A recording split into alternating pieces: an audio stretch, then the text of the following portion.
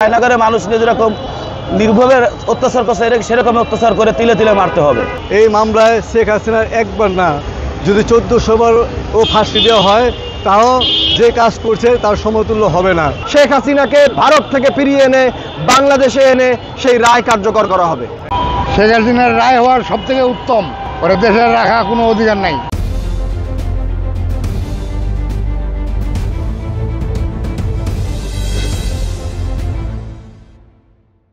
কাজ হবে না, আসলে জেলখানায় বন্দি করে রাখতে হবে।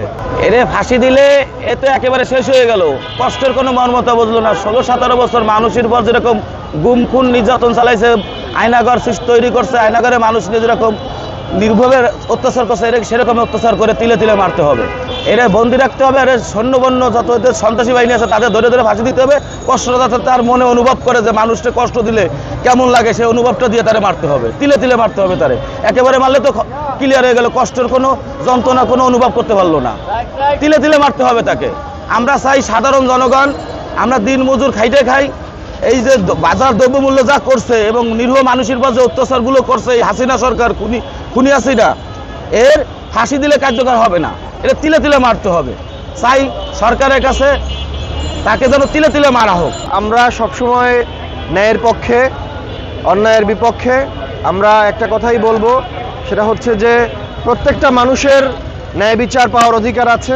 আমার চরম যিনি ঘৃণতর ব্যক্তি, চরম শত্রু, ন্যায় বিচার পাওয়ার অধিকার তার আছে বাংলাদেশের আইন অনুযায়ী।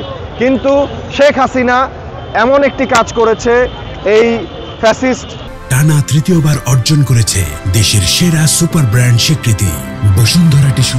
সাবেক পলাতক প্রধানমন্ত্রী শেখ হাসিনা যে কাজটি করেছে বাংলাদেশের মানুষের উপরে নির্বিচারে যেভাবে গুলিবর্ষণ করে, আপনারা দেখেছেন ছোট ছোট বাচ্চা শিশু, 4 বছর 6 বছরের বাচ্চা শিশু, যে শিশুটি আজকে স্কুলে যাওয়ার কথা, যে শিশুটির কিছুদিন পরে শীতকালের ছুটিতে মামা বাড়ি যাওয়ার কথা, যে শিশুটি শীতকালের ছুটিতে দাদা বাড়ি যাওয়ার কথা, শিশুটি শীতকালের ছুটিতে পিঠাপুলি খাওয়ার কথা, উৎসবে মেতে ওঠার কথা, সেই শিশুটি আজ আমাদের মাঝে নেই।